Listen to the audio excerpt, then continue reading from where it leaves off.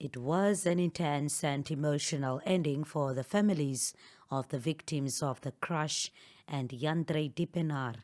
Both parties have waited for 10 years for the court to make a decision.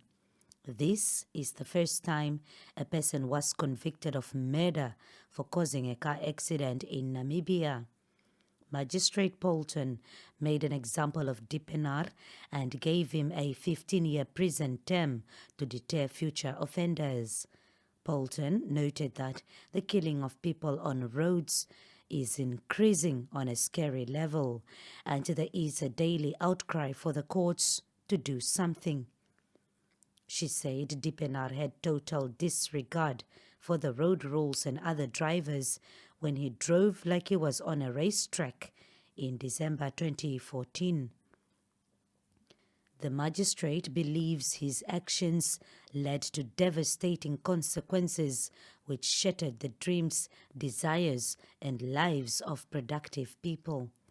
Poulton added that Dippenaar got a warning for reckless driving a few hours before the accident, but he continued to drive reckless on a rough and uneven road.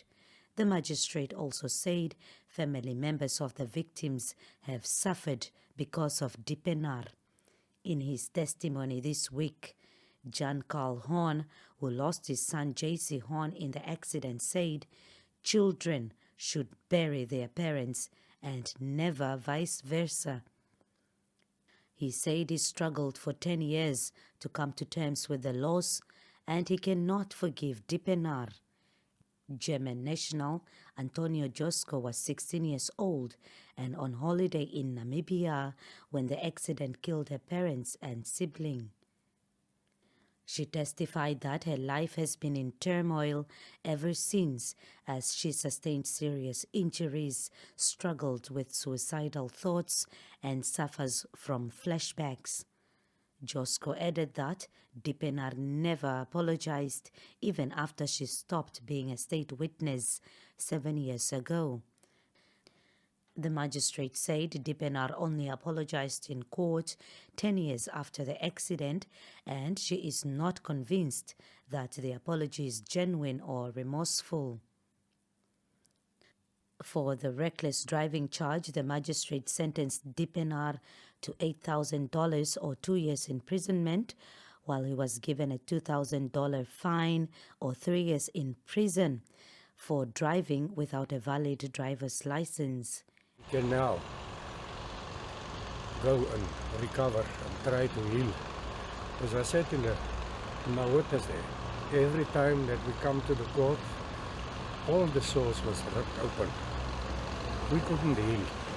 That's all 9 years. The sentence is fair. The society must know. People driving on the roads must know. If you behave like that, you will be punished.